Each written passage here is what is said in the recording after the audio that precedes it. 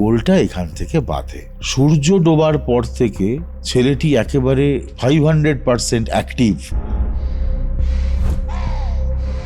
বাঁশবনের কাছে একটি বাচ্চা ছেলে, সেই ছেলেটি খুব করুণভাবে ওকে ডাকছে। হট করে ঘুরে ওর এই হাতটা ধরে মুচড়ে দেয়। যে ঘরটায় ও থাকে তার সমস্ত দেওয়াল জুড়ে রাত দুপুরে কিলবিল করে পোকা বেরিয়ে আসছে, গোটা ঘর জুড়ে। ভৈরবদের জন্য কি কোনো কবচ বা এইসব কিছু প্রোভাইড করা হয়? তখন থেকে ছেলেটির কিছু বদল শুরু হয় এবং বদলটা খুব মারাত্মক। কাকের পালক, শকুনের পালক, কিছু কাঁচা মাংস, রক্ত পড়ে থাকছে রোজ। বারবার তার চেষ্টা ছিল নিজের ক্ষতি করার। যে পায়ে সে হাতের রক্ত দিত। হ্যাঁ, মুহূর্তে না সম্বিত ফিরেছে। আমি মুহূর্তে বলেছি না, আর কোনো শব্দ নেই।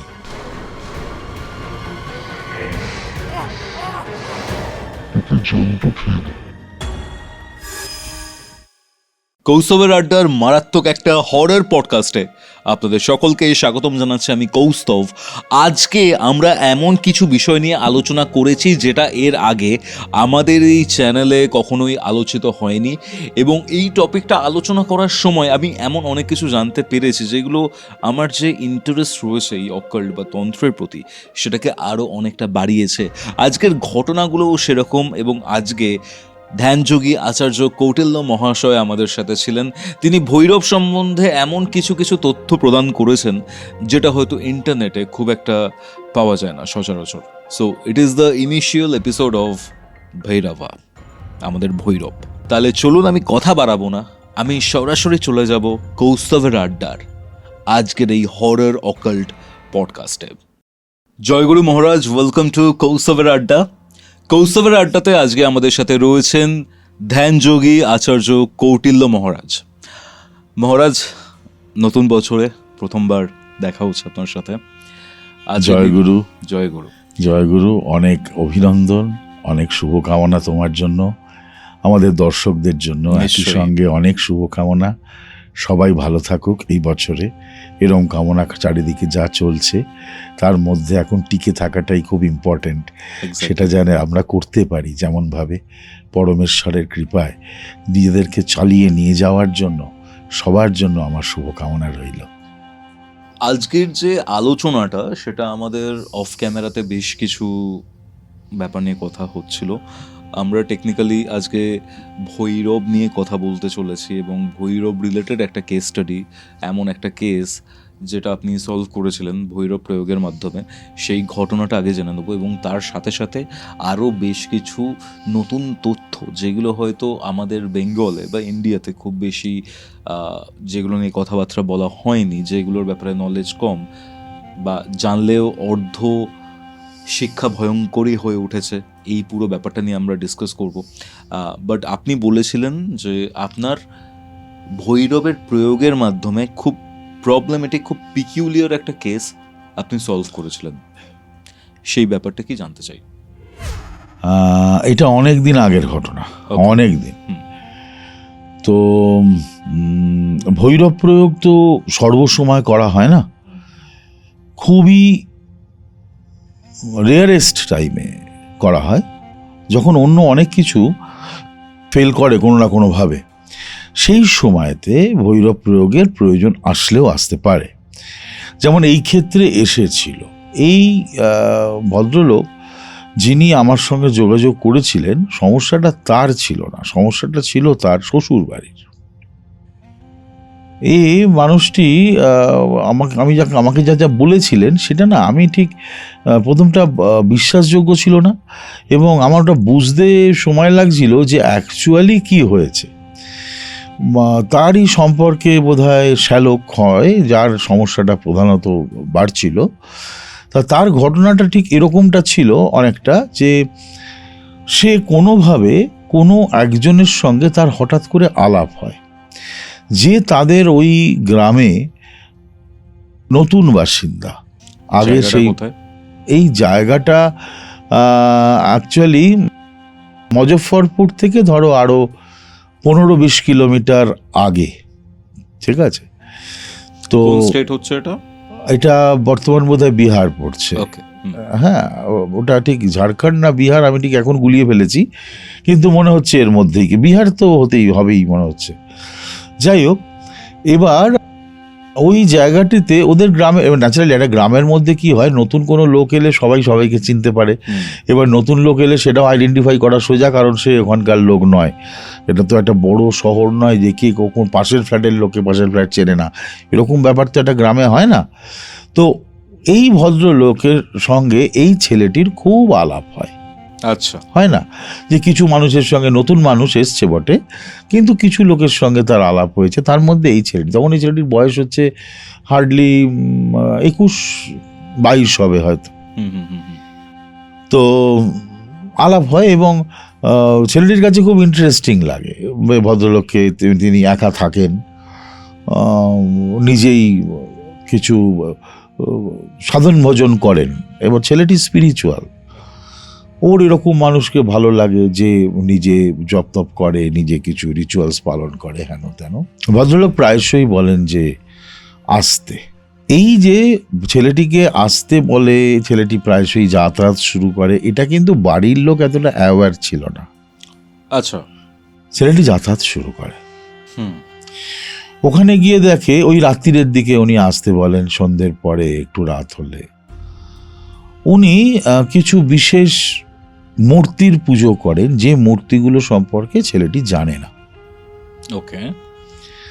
চেনা ডাইমেনশন, চেনা আইডল তারা নয়, ওইরকম যে একটি দুটি মূর্তির পুজো ভদ্রলোক করেন, এবং ভদ্রলোক করার আগে তার জন্য সেই ভোগ নিবেদনের জন্য ভোগ রান্না করেন নিজে হাতে, পায়েস করেন, করেন। কিন্তু ওনার ছেলেটি বাচ্চা ছেলে তো, মাথাটা এতটা ওই চেতনা তেমনভাবে কাজ করেনি।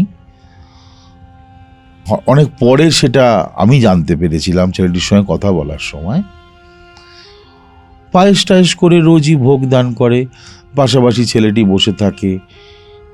পুজো শেষ হয়, পুজো শেষ হওয়ার পরেতে উনি ওই একটা ফায়ার রিচুয়ালস করেন আর কি, আগুন জ্বালেন, সেখানে কিছু আহুতি টাহুতি দেন, কিছু জংলি ফুল, কিছু পাতা। ছেলেটিকে তারপরেই প্রসাদ টোসাদ দেন, নিজেও নেন। এটা অনেক দিন ধরে এটা চলতে থাকে। আচ্ছা। ছেলেটির ইন্টারেস্ট বাড়তে থাকে। ভদ্রলোকের কাছ থেকে ও এই যে পুজো পদ্ধতি বা এই ধরনের স্পিরিচুয়ালিটি শিখতে চায়। আচ্ছা আচ্ছা। গোলটা এখান থেকে বাঁধে।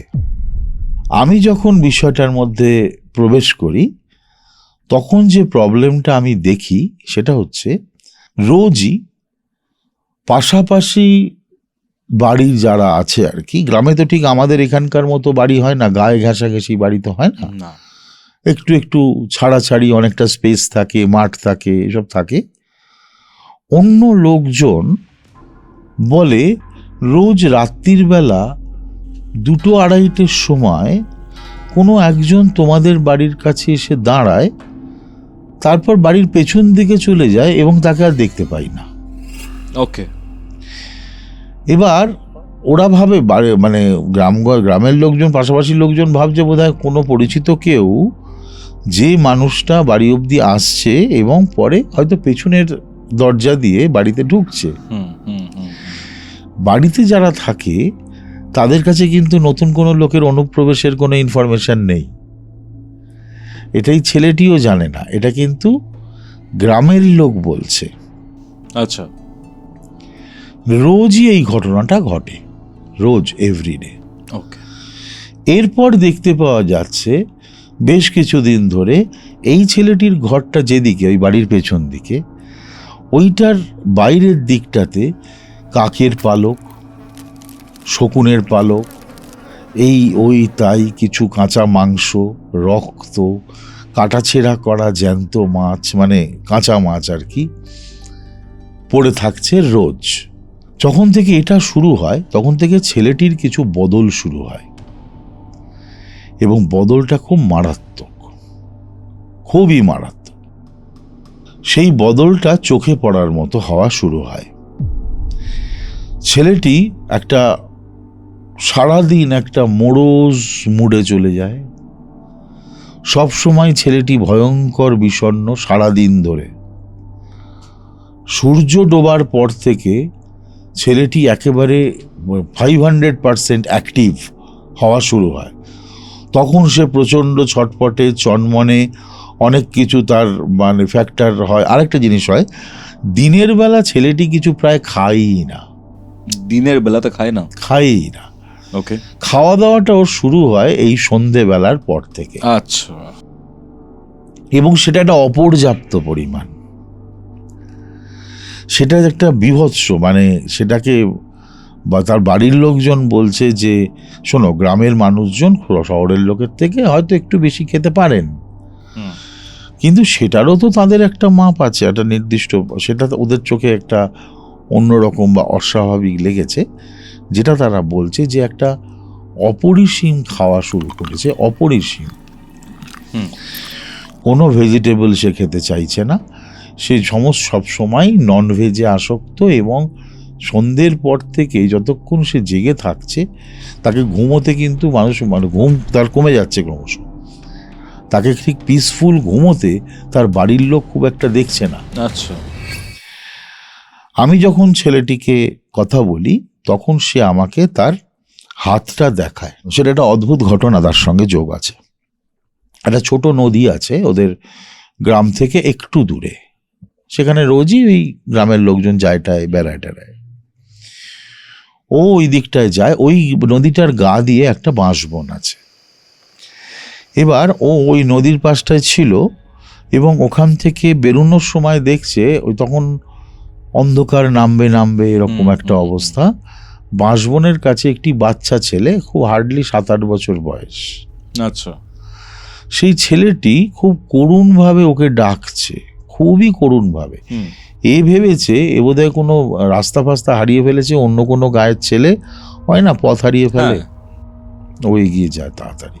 ছেলেটি ওকে ইশারা করে ওই বাঁশবনের ভেতর দিয়ে যে পায়ে চলার রাস্তা, সেখান দিয়ে নিয়ে যেতে বলে। ও মানে যেতে চায়, কিছু একটা যেন দেখাবে। ছেলেটি মুখে কোনো কথা বলছে না, শুধু ইশারা করে বলছে। ও পেছন পেছন একটু যায়। ওর না বলার শক্তি বোধহয় ছিল না সেই সময়, আমার যেটা মনে হয়েছে। ছেলেটি বাঁশবনের মধ্যে যাওয়ার পরে হট করে ঘুরে ওর এই হাতটা ধরে মুচড়ে দেয়, এবং বলছে যে ছেলেটির যে হাতের যে ইস্পাত কঠিনতা, তার ওই 7-8 বছরের একটা বাচ্চার গায়ে কত জোর থাকতে পারে। বলছে এত জোরে মোচড়ায়, এবং আমি দেখেছিলাম তার হাত তখনও ব্যথা, এবং এইখান থেকে পুরো কালশিটে, মানে যেখানটাও আঙুল দিয়ে ধরেছিল, আচ্ছা, একদম সেই রক্ত জমাট বেঁধে যেরকম হয় না, একটা নীলাভ কালচে, হ্যাঁ, পুরো কালশিট এইরকম জায়গায়। এবার এত জোরে মোচড়ায় যে ও যন্ত্রণায় ওখানে বসে পড়ে। ছেলেটি সেই সময় বলে ওকে, ওদের ভাষায়, ওটা একটু দেহাতি ভাষায় কথা বলে, তো অনেকটা বিহারের একটু প্রত্যন্ত গ্রাম, তো ওদের ভাষায় বলে যে আমি তোকে জ্যান্ত খেয়ে নেব। কি অদ্ভুত। এবং ছেলেটি একটা ওই বাচ্চা ছেলেটি একটি অস্বাভাবিক রকমের হাঁ করে। সেইটা দেখার পর ও সেন্স হারিয়ে যায়। অনেকক্ষণ বাদে ওখান দিয়ে যারা ওই রাত্রে, মানে সম্ভবত ওখানকার স্থানীয় গ্রামবাসী রাত্রির দিকে যারা ফেরে ওখান দিয়ে, তারা ওকে ওখান থেকে তুলে আনে, এবং ওই সেন্স ফেরে পরের দিন সকালে। এতক্ষণ জ্ঞান ছিল না তার ভয়ে।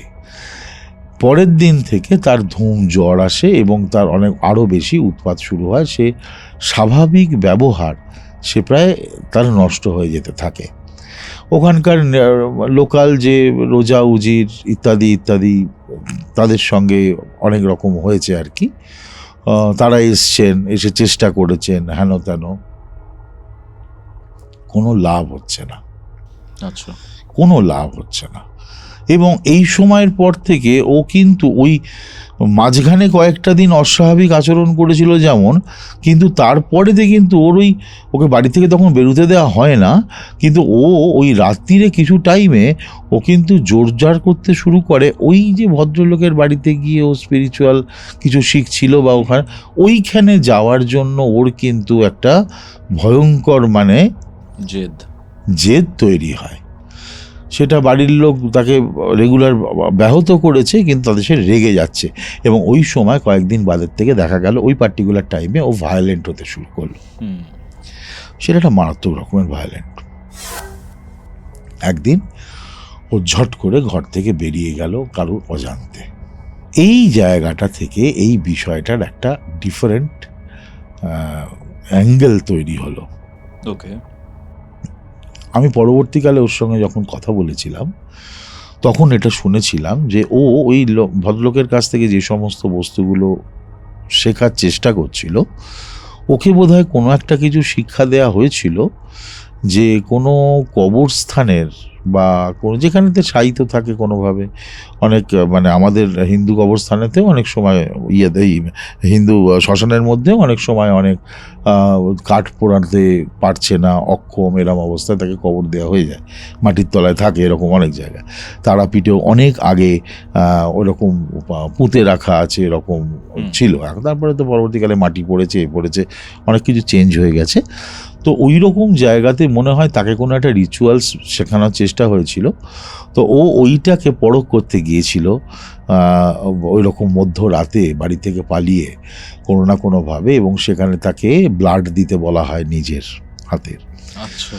তা ওর যখন এই পরবর্তীকালে যখন এই কন্ট্রোলের বাইরের অবস্থা, সেই সময়তে একটা ভয়ঙ্কর ছেলেটি বলেছিল আমাকে যে ও বাড়ির মধ্যে দেখছে যে ওর যে ঘরটায় ও থাকে তার সমস্ত দেওয়াল জুড়ে রাত দুপুরে কিলবিল করে পোকা বেরিয়ে আসছে, এবং সে মারাত্মক রকমের বড় বড় পোকা গোটা ঘর জুড়ে। অথচ সকালে কোথাও কিছু নেই, ও রাত্রিবেলা পোকার ভয়ে ওই খাটের মধ্যে মাঝখানে কুঁকড়ে বসে থাকতো। অথচ পোকা কিন্তু অন্য লোক চিৎকার করে ফেলতো যখন, অন্য লোক এসে কিন্তু কোনো পোকার পও দেখতে পায়নি, কিন্তু ও দেখতো। আর ঠিক ওইরকম একটা ছোট বাচ্চা ছেলে ওই জানলার ওপাশ থেকে সেই হি করে হাসতো এবং ওকে বলতো, তোকে আমি চিবিয়ে খাবো। হতে পারে এটা ওর হ্যালুসিনেশন, আমি জানি না, এটা অন্য কেউ কি বলবে, কিন্তু আমি আমার এক্সপিরিয়েন্স বলি। এই ছেলেটিকে যখন আমি প্রথমেতে ডিফারেন্ট কিছু প্রয়োগ আমি করছিলাম, কিন্তু সেটা কাজ করছে 7 দিনের জন্য, 10 দিনের জন্য, 15 দিনের জন্য না, হচ্ছে না। তখন আমাকে ভৈরব প্রয়োগ করতে, ভৈরব প্রয়োগের অনেকগুলো ফ্যাচাং থাকে, অনেক ইপস অ্যান্ড বার্ডস থাকে, পার্টিকুলার সব স্থানেতে ভৈরব প্রয়োগ করা যায় না। তার জন্যে স্থান নির্বাচনের ফ্যাক্টর থেকে যায়, দিক নির্বাচনের ফ্যাক্টর থেকে যায়, নির্দিষ্ট কিছু নক্ষত্রের ফ্যাক্টর থেকে যায়। এগুলো আমাকে করতে যখন হয় তখন এইগুলোর ওপরেতে কিন্তু এইগুলো এত সূক্ষ্ম বস্তু যেগুলো সবটা যদি একসঙ্গে না মেলে তাহলে ভৈরব প্রয়োগ অ্যাডভার্স রিয়াক্ট করতে পারে। আচ্ছা। খুব দক্ষ ক্রিয়া যারা করবেন তাদের ছাড়া ভৈরব প্রয়োগ করা খুব মুশকিলের বস্তু। তো যাই হোক, ওখানে আমায় তখন করতে হয়েছিল, এবং প্রথমে ভৈরব প্রয়োগ করার ফলেতে ওটার ব্যাক এফেক্ট আমাকেও ধাক্কা মেরেছিল, এবং বেশ ভালোই ওখান থেকে আমাকে সরানোর জন্য। হ্যাঁ, ভৈরব প্রয়োগে যদি ত্রুটি হয় আপনার উপরও ব্যাক আসতে, হ্যাঁ আসবেই। তার কারণ হচ্ছে তখন আমি বুঝতে পেরেছিলাম ওই ছেলেটি তখন স্বাভাবিক নয়, কিন্তু ওই অবস্থাতে সে আমাকে বলেছিল যে ওইখানে যে ওই যে রাত্রিরে ওই যে ভোগ নিবেদন করে ওই ভদ্রলোক যে পুজো অ্যাক্টিভিটিটা করতেন, প্রতিদিনই ওই পায়েসের ওপরে উনি নিজের হাতের রক্ত দিতেন। পায়েসে হাতের রক্ত দিতেন? হ্যাঁ, দিতেন। এইটা কিন্তু বাড়ির লোক কেউ জানতো না। আচ্ছা। আমি ওর সঙ্গে, ও তখন ঠিক স্বাভাবিক নয়, কিন্তু ও কথা বলতে বলতে এইটা আমাকে বলেছিল। এই যে রিচুয়ালসটা কিন্তু কোনো দেবতার পুজোয় ব্যবহার হয় না, দেবদেবীর পুজোয়। নর্মালি যারা পিশাচ সাধনা করেন তাদের ক্ষেত্রে এইটার সম্ভাবনা হাই থাকে। ওকে, ঠিক আছে? দেখবে অনেক উপজাতি আদিবাসীর মধ্যে পিশাচ পুরোহিতের একটা ফ্যাক্টর থাকে।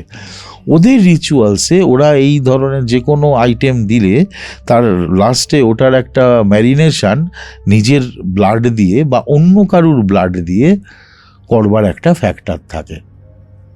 নর্মালি যারা পিশাচ পুজো করেন বা ইত্যাদি, তারা ওই নিজের ব্লাড দিয়ে কেন করতে চান, যাতে তার প্রতি অ্যাট্রাক্টেড থাকে পিশাচ এবং ওর কথা শোনে, মানে ওই ইয়ের লোভে।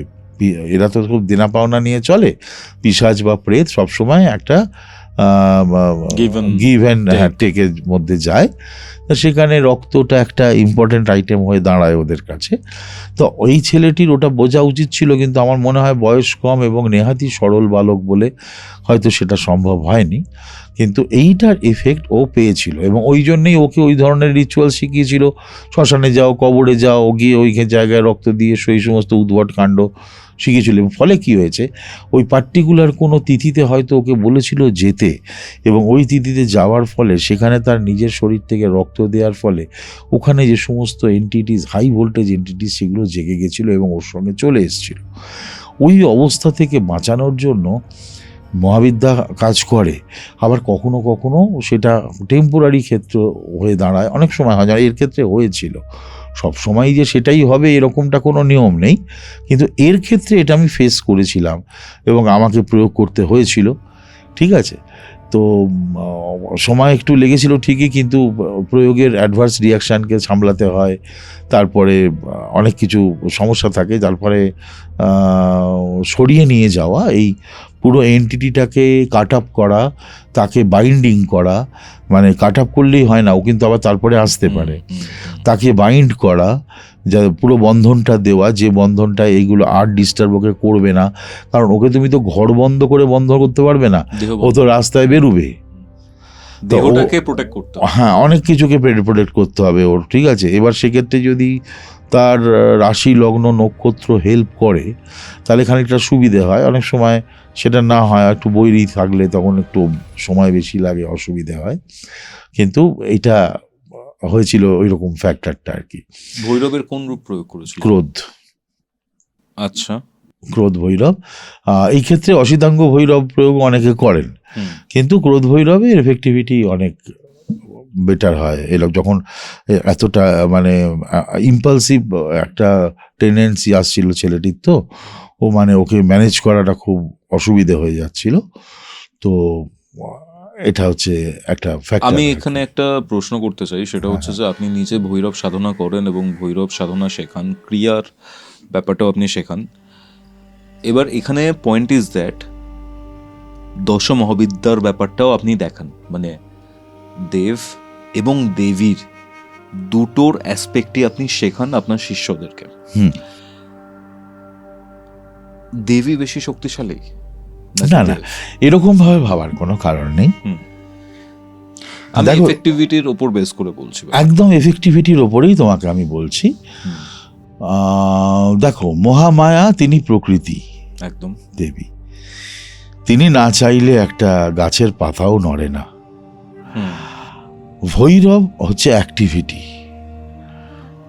শিব তত্ত্বকে তুমি যদি বিশ্লেষণ করো, শিব হচ্ছে নির্গুণ, তাই তো? তার সম্পূর্ণ নির্গুণ অবস্থা, তাই না? তো নির্গুণ অবস্থায় অ্যাক্টিভিটি থাকে না, নিশ্চল অবস্থান থাকে। যখন তিনি অ্যাক্টিভ তখন তিনি ভৈরব। শিবের অ্যাক্টিভ ফর্মটা হচ্ছে ভৈরব। ইয়েস। ওকে ওকে। এমনি ধর রুদ্রাষ্টকমে আমরা কি পাচ্ছি, ধরো নমামি শমীষণ নির্বাণ রূপম বিভুম ব্যাপকং ব্রহ্ম বেদস্বরূপম নিজং নির্গুণং নির্বিকল্পং নিরীহং চিদাকাশমাকাশ বাসম ভজেহম। এটা শিবতত্ত্বের ব্যাখ্যা চলছে তো। আর নো অ্যাক্টিভিটিস, তিনি নিশ্চল, তিনি নির্গুণ, তিনি চিদাকাশ। ঠিক আছে, যখন ভৈরব ফর্মে ট্রান্সফার হচ্ছে তখন তিনি অ্যাক্টিভ, ভ্যারাইটি স্টেজে ভ্যারাইটি ভাবে তিনি অ্যাক্টিভ। তখন তিনি ওই অ্যাক্টিভ বলেই দেখো না, প্রতিটা সময় উনি তো অ্যাক্টিভ হওয়ার কি করেছেন, তাই না? প্রত্যেকবার উনি দেখো, প্রত্যেকটা ক্ষেত্রে উনি অ্যাক্টিভ হয়ে। আমি সবাই তো ধরো ভৈরব তত্ত্ব বলতে গেলে কাল ভৈরবের কথাটা এসে যায় কোনো না কোনোভাবে। আমি ঠিক সেই প্রসঙ্গতেই আসছি। বাট তার আগে আমার প্রশ্নের যেটা জানতে চাইছিলাম, এই প্রশ্নটা, দশমহাবিদ্যা নাকি ভৈরব, কোনটা বেশি এফেক্টিভ? সেগ্রিগেট করাটা খুব মুশকিল। যেটাই প্রয়োজন হবে ভৈরবের, সেখানে ভৈরব শক্তিই প্রয়োগ করতে হবে। ওকে। নর্মালি আমরা যে কোনো তন্ত্র সাধক যখন কোনো ক্রিয়া করেন, প্রয়োগ করেন, আমি আমার কথা বলি, আমি যখন কোনো প্রয়োগ করি, যখন কোনো ক্রিয়া করি, তখন আমার ফার্স্ট চয়েস থাকে দেবী শক্তি, ফার্স্ট চয়েস। কেন? কারণ প্রকৃতি উনি তো অ্যাক্টিভ হয়েই রয়েছেন। আমাদের যত ক্রিয়া, যত কর্ম উনি তো সম্পাদন করছেন। উনি তো নির্গুণতার ওপরেতে নিজে অ্যাক্টিভ হয়ে বাস করছেন। দেখো, শিব নিচে শুয়ে আছেন, মা ওপরেতে কন্টিনিউয়াস একটা মুভমেন্টে রয়েছেন, তাই না? তুমি যে কোনো বিগ্রহে দেখো, মায়ের একটা মুভমেন্টের রূপ পাচ্ছ, তাই না? তা উনি তো অ্যাক্টিভ হয়েই আছেন। তো মায়ের কাছে ঘ্যান ঘ্যান করা সোজা নয় কি? একদমই তাই, বুঝতে পারছি। বুঝলে না? বুঝতে পারছি। ভৈরবের ব্যাপারটা কি একটু বেশি টাফ, মানে প্রয়োগের ক্ষেত্রে? Definitely tough. ভৈরব কোনো ইজি প্রয়োগ নয়, কোনো অবস্থাতেই নয়। ভৈরব প্রয়োগ ডেফিনেটলি টাফ। এবং তোমার আগে ফার্স্ট তোমায় চুজ করতে হবে তুমি কোন ভৈরবের প্রয়োগ করবে। নর্মালি আমরা ভৈরব প্রয়োগের ক্ষেত্রে 8 জন প্রধান ভৈরবের সাহায্যই নিই নর্মালি, আমি অন্তত তাই নিই। তা প্রমুখ যে 8 জন, প্রধান 8 ভৈরবের ক্ষেত্রে বলি, তোমাকে কোনো ক্রিয়া করতে গেলে তোমায় ভৈরব প্রয়োগ যখন তুমি করবে অষ্টভৈরব থেকে, তখন তোমাকে আগে ভাবতে হবে তুমি কোন দিকের এই প্রয়োগটি করছো। দিক নির্বাচন করতে হবে। দিক বলতে? দিক আমাদের যে কটা দিক আমাদের রয়েছে, 8টা দিককে আগে ভেবে নাও। ওকে। 8টা দিকের মধ্যে 4টে উত্তর, দক্ষিণ, পূর্ব, পশ্চিম, এদিক প্রতিটা কোণ, বায়ু, নৈঋত, অগ্নি, ঈশান, 4টে কোণ, তাহলে মিলিয়ে হলো 8টা। তা 8টা দিকের কোন দিকের থেকে তুমি এই প্রয়োগটা করতে চাইছো, অর্থাৎ তোমার অ্যাকশনটা কোন দিকে যাবে বেসিক্যালি, সেটা তোমাকে ভাবতে হবে।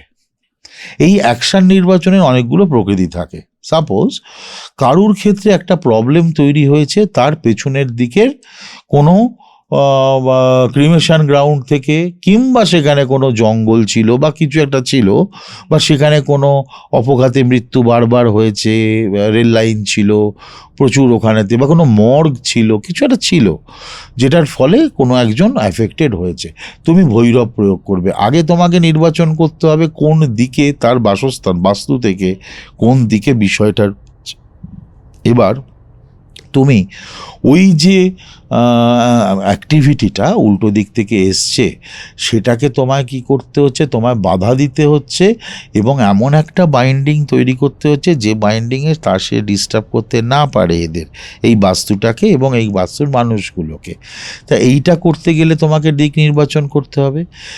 দিক নির্বাচন বাস্তুর এই ইয়ের ক্ষেত্রে, ভৈরব প্রয়োগের ক্ষেত্রে একটা ভেরি ইম্পর্টেন্ট আইটেম।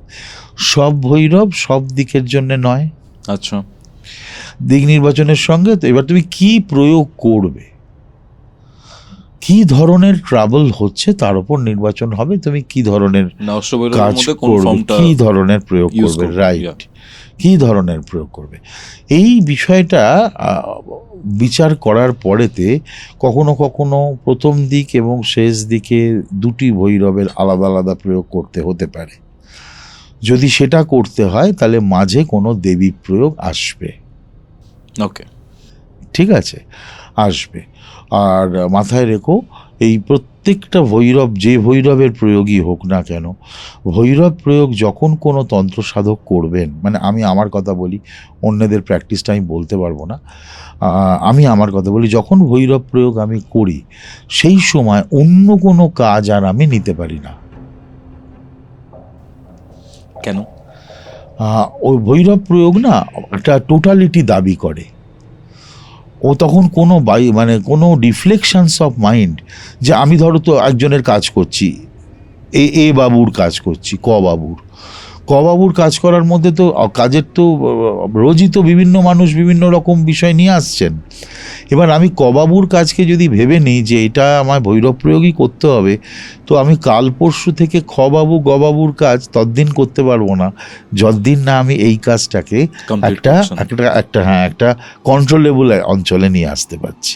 ভৈরব প্রয়োগ নিয়ে আমরা কথা বলছিলাম মহারাজ। আমরা ভৈরব প্রয়োগের ক্ষেত্রে এটা বুঝতে পারছি, ভৈরব প্রয়োগের জন্য একনিষ্ঠভাবে ভৈরবেরই সাধনার প্রয়োজন, সেই সময়টাতে ডিসিপ্লিন প্রয়োজন, এবং ভৈরবের সাথে হয়তো একাত্ম হতে হবে এরকম টাইপের সাধনা বা সাধনার পরে এরকম টাইপের প্রয়োগের জন্য।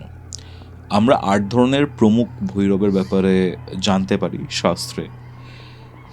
এই 8 ধরনের প্রমুখ ভৈরব কারা এবং প্রয়োগ কখন হয় এদের, এই জিনিসটা আমি আগে জানতে চাই। দেখো, আমি তোমাকে বলেছিলাম যে ভৈরব প্রয়োগটাকে মাথায় রাখবে। ভৈরব প্রয়োগ হচ্ছে পাওয়ার প্যাক। যখন অন্য অনেক কিছু শাস্ত্র, অনেক কিছু বিষয় ফাংশন করতে সময় লাগে বা টেম্পোরারি ফাংশন হয়ে যাচ্ছে, এরকম জায়গায় যখন তন্ত্রসাধক বোঝেন, তখন ভৈরব প্রয়োগের ফ্যাক্টর আসে।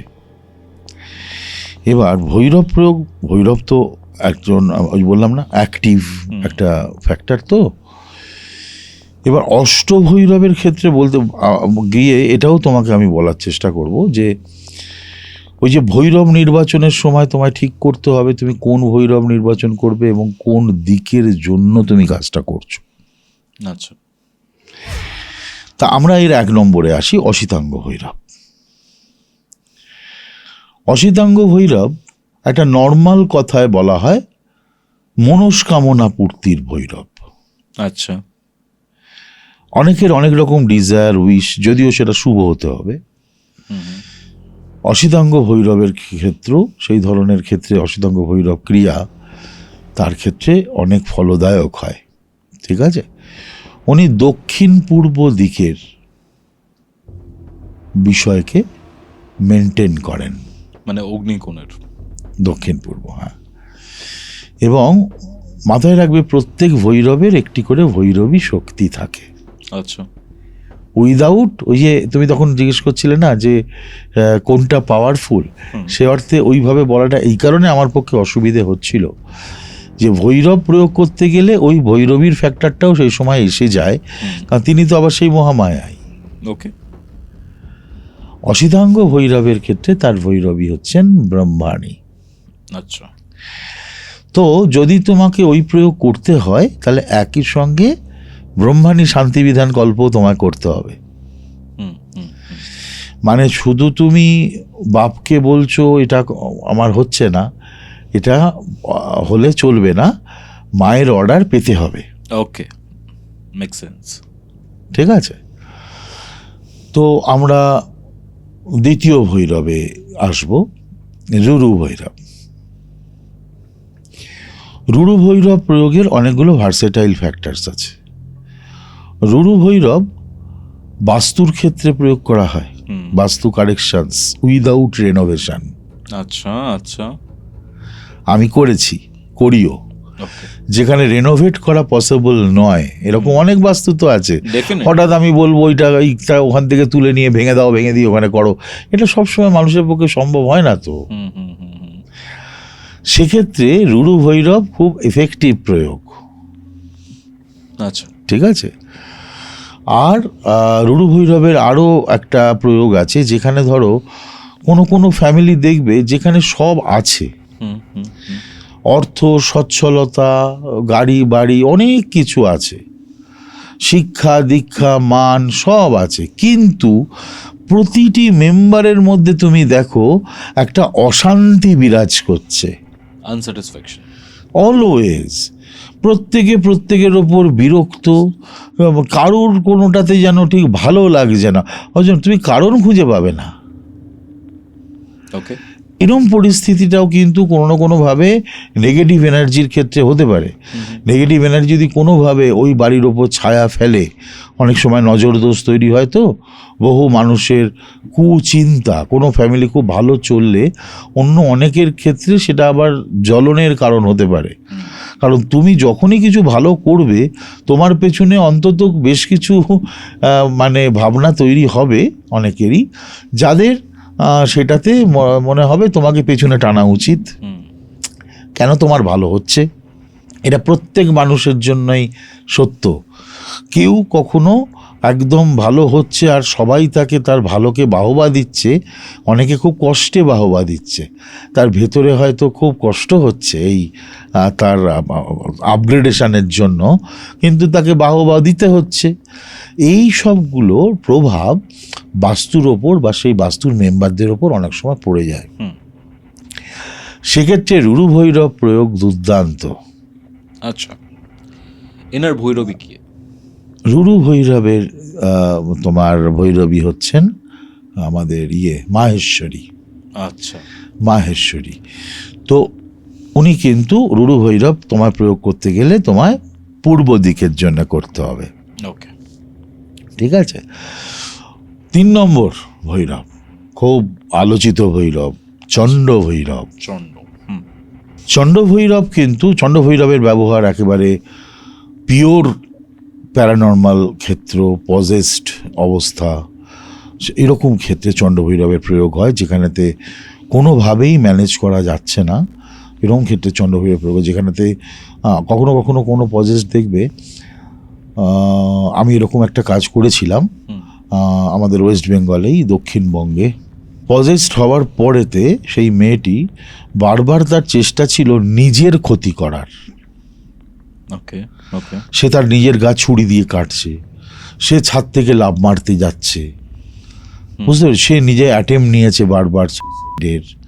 সর্বসময় তার ভাবনা হচ্ছে সে নিজেকে আমি কোনো না কোনোভাবে ড্যামেজ। এটা কিন্তু সে জ্ঞানও তো করছে না, যখন তার ওই পজিশনটা তাকে ট্রিগার করছে তখন কিন্তু এই ব্যাপারটা আসছে।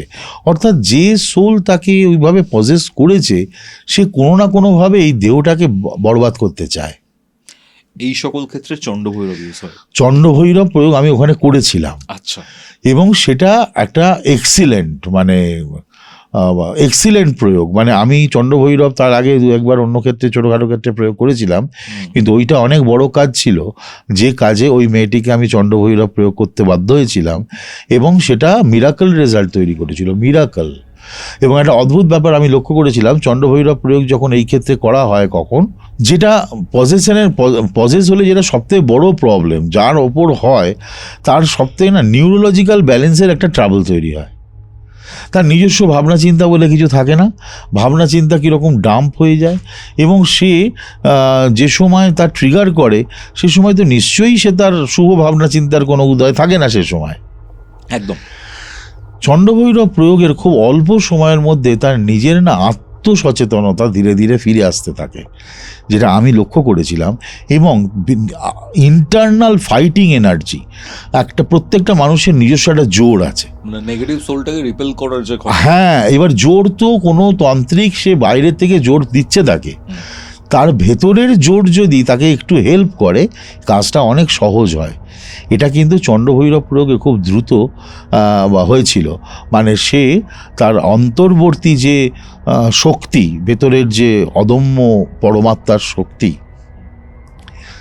এই শক্তি তাকে এটা বোঝাতে সক্ষম হয়েছিল যে আমাকে এইটার থেকে বেরোতে হবে, যে শত্রু ভেতরে আমার লড়াই করছে, এই শত্রুকে আমার বাইরে বার করে নিতে হবে। তার জন্যে তার ভেতরকার প্রচেষ্টা, তার মানসিক প্রচেষ্টা খুব হাই। চণ্ডভৈরব মানুষকে, যদি চণ্ডভৈরবের কেউ পুজোও করেন নর্মালি, তাকে মানসিকভাবে সাংঘাতিক দৃঢ় করবে এবং সে যে কোনো ক্ষেত্রে ফাইট ব্যাক করতে পারবে। চণ্ডভৈরবের যিনি ভৈরবী, তিনি হলেন দেবী কৌমারী এবং ভেরি পাওয়ারফুল। ওই সময়তে বোঝা যাবে যখন প্রয়োগ হবে, শান্তিকল্পের সময় দেবীকে ডাকা হয়। প্রত্যেক ভৈরবের প্রয়োগের শান্তিকল্প যখন হয়, তখন তার ভৈরবী শক্তিকে আবাহন করা হয়। আচ্ছা, যে বাবা অনেক লড়াই করেছেন আমাদের জন্য, এবার মা তুমি এসো, এসে তুমি আমাদের সবাইকে তোমার স্নেহ আঁচল প্রদান করো। ঠিক আছে, এটা হচ্ছে বেসিকটা আমি তোমায় বলছি আর কি। তো সেক্ষেত্রে এটা ভীষণ পাওয়ারফুল এবং সাংঘাতিক প্রোটেক্টিভ। এই যে একবার তুমি কাজ করলে, কারোর জন্য কোনো ক্রিয়া করলে, এটা অনেক দিন আগে, ধরো 4 বছর 6 বছর আগে, আমি 5 বছর আগে আমি কাজটা করেছিলাম, তো এখনো পর্যন্ত সে ফিল করে যে সে সাংঘাতিক কোনো না কোনোভাবে অদৃশ্যভাবে সে প্রোটেক্টিভ আছে। আচ্ছা। ভৈরবদের জন্য কি কোনো কবচ বা এইসব কিছু প্রোভাইড করা হয়? প্রয়োজন পড়লে তো নিশ্চয়ই দেওয়া হয়। মানে কবচ ভৈরবের মাধ্যমে প্রস্তুত হয়? হ্যাঁ, ওটা ভৈরব শক্তি, তার জন্য তার জপ, তার যন্ত্র রেডি করা হয়, অনেক কিছু হয়। তার জন্য যে আহুতি যায়, সে আহুতি, তোমার যেটা ভস্য বিভূতি, সে বিভূতিকে কবচে ব্যবহার করা হয়, আরও অনেক কিছুই হয়।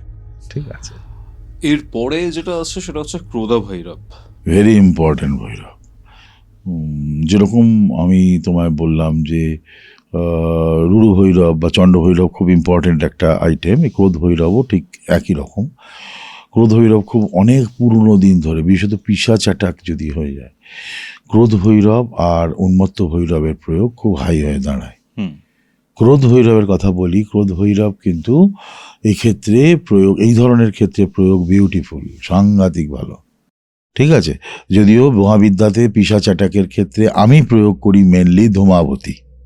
আচ্ছা, মেনলি কখনো কখনো ধূমাবতীর সঙ্গে সংকটমোচন মিশিয়ে, অথবা বগলামুখী, এই তোমার ছিন্নমস্তার সঙ্গে বগলা সংকটমোচন মিশিয়ে করা হয়। কিন্তু একদম ফার্স্ট ক্লাস ওয়ার্ক যদি কেউ করতে চান, তাহলে ক্রোধ ভৈরব প্রয়োগ এই ধরনের ক্ষেত্রে বিউটিফুল প্রয়োগ। ক্রোধ ভৈরবের আরও ফ্যাক্টর আছে। ক্রোধ ভৈরবের নাম যতখানি ভয়ঙ্কর, বিষয়টা ততখানি ভয়ঙ্কর নয়। ক্রোধ ভৈরবের দিশা দক্ষিণ পশ্চিম, মানে উনি ওই দিকের প্রোটেক্টিভ দেবতা। আর একই সঙ্গে ক্রোধ ভৈরবের যিনি শক্তি, ভৈরবী শক্তি, সেটি হচ্ছেন লক্ষ্মী।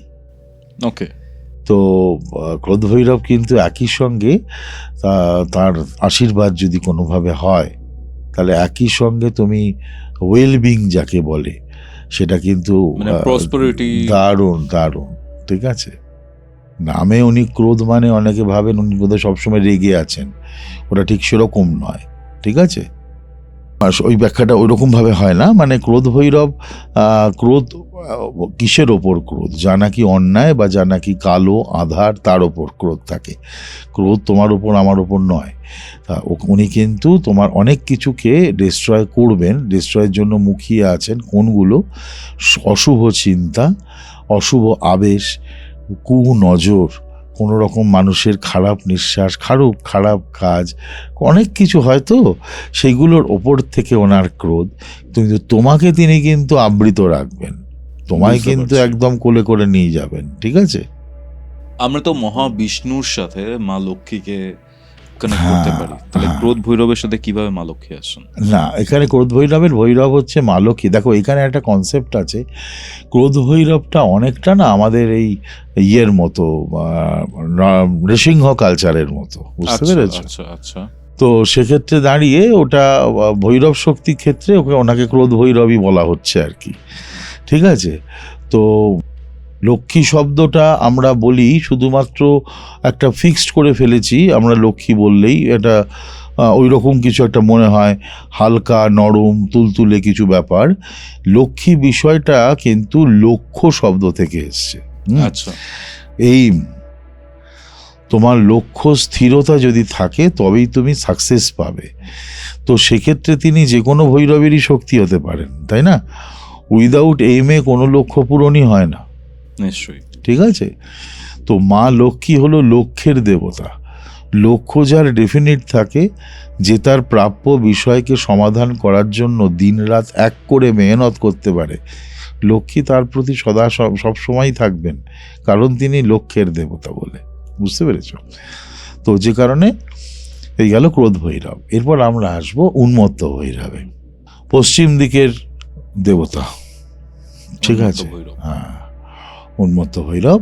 উন্মত্ত ভৈরবও কিন্তু অনেক কিছু। উন্মত্ত ভৈরবের আরেকটা ব্যাপার আছে। উন্মত্ত ভৈরবের ক্ষেত্রে যারা খুব ইয়েতে পড়ছেন, খুব ভীষণ ট্রাবল মানে সবসময় প্যারানর্মাল ট্রাবল না, বারবার কর্ম পরিবর্তন হয়ে যাচ্ছে, চাকরি চলে যাচ্ছে, অ্যাডমিনিস্ট্রেটিভ যারা ক্ষেত্রে আছেন তাদের ওপরওয়ালা বসেদের সঙ্গে উৎপাতের চূড়ান্ত হচ্ছে, অফিস পলিটিক্সে পাগল হয়ে যাচ্ছে, সব সময় একটা রাজনীতি চলছে, তাকে সরিয়ে দেওয়ার, দূরে ট্রান্সফার দিয়ে দেওয়ার, প্রমোশন আটকে দেওয়ার, এই যে সমস্ত প্রবলেমগুলো চলছে, বা যারা সত্যি সত্যি কর্মঠ এবং এলিজিবল কিন্তু সে তার উপযুক্ত মূল্যায়ন তার হচ্ছে না, ভ্যালিডেশন পাচ্ছে না, এক্ষেত্রে উন্মত্ত ভৈরবের আশীর্বাদ পাওয়াটা খুব ইম্পর্টেন্ট। উন্মত্ত ভৈরব ক্রিয়া এক্ষেত্রে খুব সুন্দরভাবে তার উপর কাজ করবে, তার জীবনের অনেক অঙ্কই বদলে দেবে, ঠিক আছে? অনেক অঙ্কই বদলে দেবে। এই উন্মত্ত ভৈরবের ক্ষেত্রে আরও একটা বিষয়বস্তু হচ্ছে, যারা ধরো কাজ করছিল, চাকরি করছিল, ব্যবসা যা হোক একটা করছিল, কিন্তু একটা দীর্ঘ সময় গ্যাপ পড়ে গেছে, চাকরিটা চলে যায় বা চাকরিটা ছেড়ে দেয় বা কিছু একটা প্রবলেম হয় বা ব্যবসাটা বন্ধ হয়ে যায়, দোকানটা বন্ধ হয়ে যায়, এরপর অনেক দিন ধরে নতুন কিছু করার চেষ্টা চলছে, কিন্তু বিরাট একটা লম্বা সময় খেয়ে গেছে পরবর্তী স্টার্ট আপটা নিতে। আচ্ছা, এইরকম সময় উন্মত্ত ভৈরবের ক্রিয়া দারুণ প্রয়োগমুখী, দারুণ কার্যকরী। উন্মত্ত ভৈরবের যিনি শক্তি, তার ভৈরবী শক্তির নাম হলো বারাহী। ওকে ওকে ওকে, ঠিক আছে? হ্যাঁ, তো এরপর আমরা আসবো কপাল ভৈরবে। ইনিও কিন্তু পিওর ওয়েলবিং এর দেবতা, ঠিক আছে? মানে টাকা পয়সা, অনেক কিছু, অ্যাবান্ড্যান্স, শারীরিক সক্ষমতা, প্রচুর রোগে যারা ভোগেন, ঠিক আছে, তাদেরকে সুস্থ রাখা, তাদেরকে শক্তি দান করা, এই সমস্তগুলোতে উন্মত্ত ভৈরবের অনেক মানে ভীষণ ভালো তার ইয়ে আছে, আপনার মহত্ব আছে, যে মহত্বে উনি খুব দারুণভাবে তাদেরকে একটা শিল্ডের মধ্যে রাখেন, যে শিল্ডে এই বারবার শরীরের ধকল যাওয়া, হ্যান যাওয়া, অনেকে সারাটা বছর যায় না, শুধু মেডিকেল, সেই জায়গার থেকে তাকে বাঁচানো, এই জায়গাগুলো কপাল ভৈরবের একটা বিউটিফুল ওয়ার্ক। কপাল ভৈরব অন্য অনেক ক্ষেত্রে ব্যবহার করা হয়, যেমন কপাল ভৈরবকে ব্যবহার করা হয় অনেক সময়তে মামলা মোকদ্দমার ক্ষেত্রেও, কিছু বিশেষ ধরনের মামলা মোকদ্দমার ক্ষেত্রে, যেখানে ধরো অনেক দিন ধরে লম্বা চলছে এমন কোনো মামলা, যে মামলার নিষ্পত্তি আর হচ্ছে না, এক্ষেত্রেও কপাল ভৈরব খুবই কার্যকরী। বুঝতে পেরেছো? আচ্ছা, খুবই কার্যকরী কপাল ভৈরব। কপাল ভৈরবের ভৈরবী শক্তি হচ্ছেন দেবী ইন্দ্রাণী। ওকে, বাকি থাকছে আর দুটি ভৈরব, তারা কারা? আমরা শেষ দুটি ভৈরবে আসবো। এই দুটি ভৈরবের মজা হলো, এই দুটি ভৈরব একই সঙ্গে যেরকম ধরো তার নিজস্ব প্রয়োগমুখী এরিয়া বা ইত্যাদি আছে, তা একই সঙ্গে এই দুটো ভৈরব সাধকের ভৈরব, পিওরলি। তো ভীষণ ভৈরব 7 নম্বর ভৈরব। ভীষণ ভৈরব কিন্তু ওই হন্টেড জায়গা যদি হয়ে যায়, যেখানেতে বাড়িতে কেউ বাস করতেই পারছে না, সেই জায়গাটা আক্রান্ত হয়ে গেছে কোনোভাবে, সেক্ষেত্রে ভীষণ ভৈরবের প্রয়োগ দারুণ, যদি ভৈরব প্রয়োগ করতে হয়, দুর্দান্ত প্রয়োগ হয়। হ্যাঁ, তো ভীষণ ভৈরবের ফ্যাক্টরের মধ্যে আবার একই সঙ্গে এটাও দাঁড়ায়, সাধকের জন্য ভীষণ ভৈরব সাধনা বা যারা করবেন তাদের জন্য এটা ভীষণ ফলপ্রদ। সাধনার একেবারে প্রাথমিক অবস্থা থেকে অনেকটা দিক সাধকের জীবনের খুলে যাবে। এবং যেটা সাধকের জীবনে ভীষণ ইম্পর্টেন্ট, সেটা হচ্ছে সাধক তার লক্ষ্যে এগিয়ে যেতে পারে তখন যদি না তার কর্ম আস্তে আস্তে নাশ হয়। তবে কর্ম যদি তার নাশ না হয় তাহলে সাধকের অগ্রগতি ব্যাহত হবে। আচ্ছা, ভীষণ ভৈরবের আরাধনা বা তাকে রেগুলার প্রণাম করা সাধকের কর্ম নাশের পক্ষে এক অপূর্ব ওষুধ। ঠিক আছে, ভালো কর্ম খারাপ কর্ম দুটোই নাশ হয়। কর্মের ক্ষেত্রে ভালো খারাপের কোনো আলাদা করে বিচার্য হয় না। কর্ম মানেই বোঝা, আর বোঝা যত তুমি হালকা করবে তত তুমি ঊর্ধ্বগতি পাবে। আচ্ছা, খুব ভারী হয়ে তুমি কি উঠতে পারবে? পারবে না তো। তাহলে ভার তোমাকে কমাতে হবে। তো ভার কমটাকে আমরা কর্মনাশ বলি। তো এটা আমাদের যারা করবেন, ভীষণ ভৈরব করবেন, তাদের ক্ষেত্রে এটা একটা বাড়তি সুবিধে। আর আমি তো বললাম যাদের বাস্তু কোনো না কোনোভাবে আক্রান্ত হয়েছে ভীষণভাবে, তাদের জন্য অপূর্ব আমাদের ভীষণ ভৈরবের ভৈরবী শক্তি যিনি দেবী চামুণ্ডা। চামুণ্ডা। আমরা আসবো শেষ ভৈরবে, সংহার ভৈরব।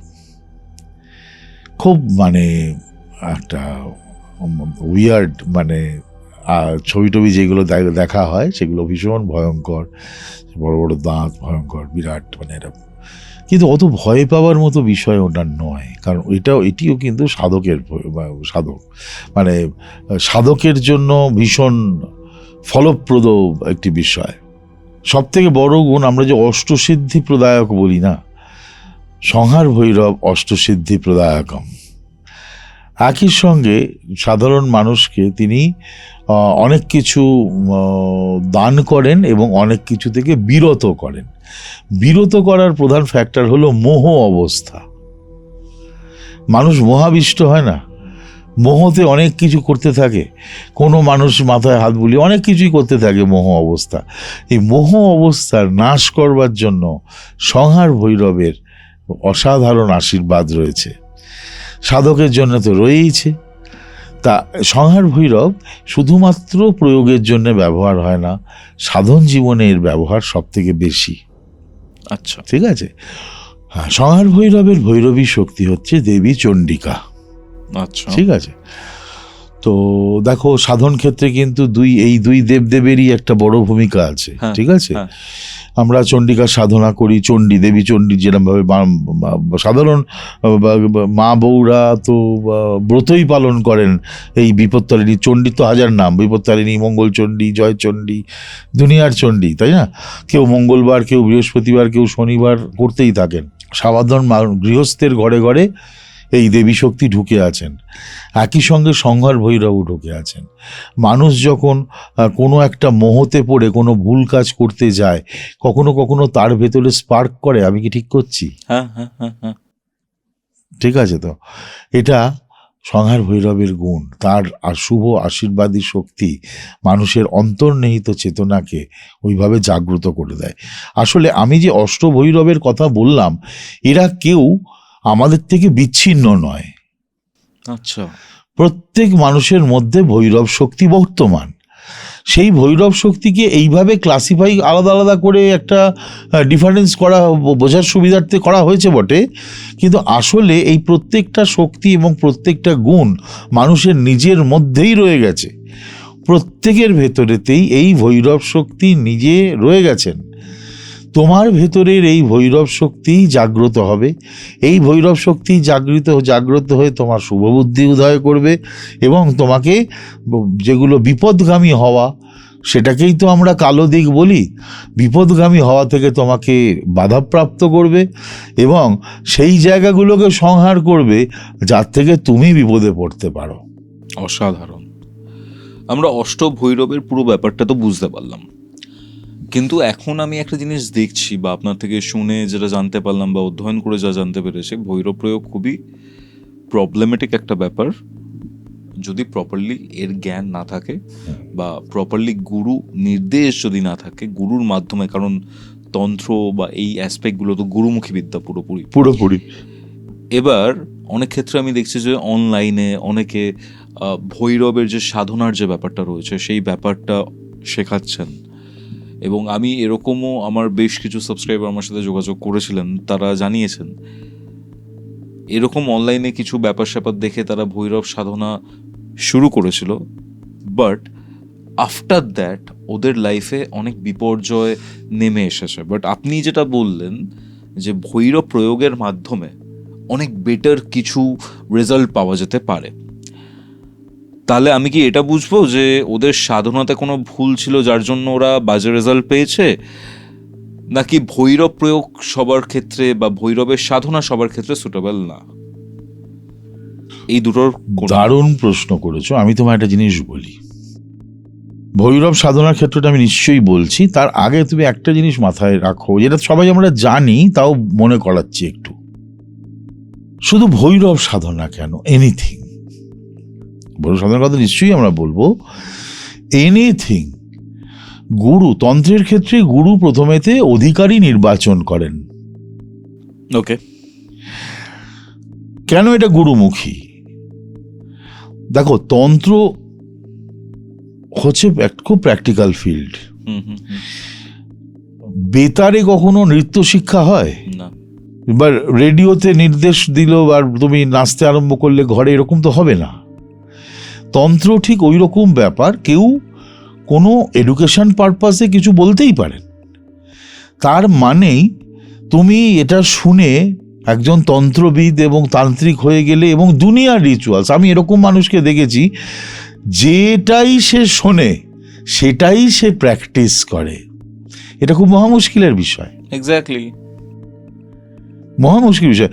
একই সঙ্গে তুমি দুধ, ঘি, মাখন, বড় বড় মানে 2-4টে করে ডিম, মাছ, মাংস, মানে কিছু বাদ দিচ্ছ না, এত প্রোটিন তোমায় একসঙ্গে। সবাই তো বলছে এইটা খুব ভালো, ঘি শরীরের জন্য ভালো, মাংস শরীরের জন্য ভালো, তুমি সব একসঙ্গে তালগোল পাকিয়ে যদি খেতে থাকো তাহলে কি হবে তোমার?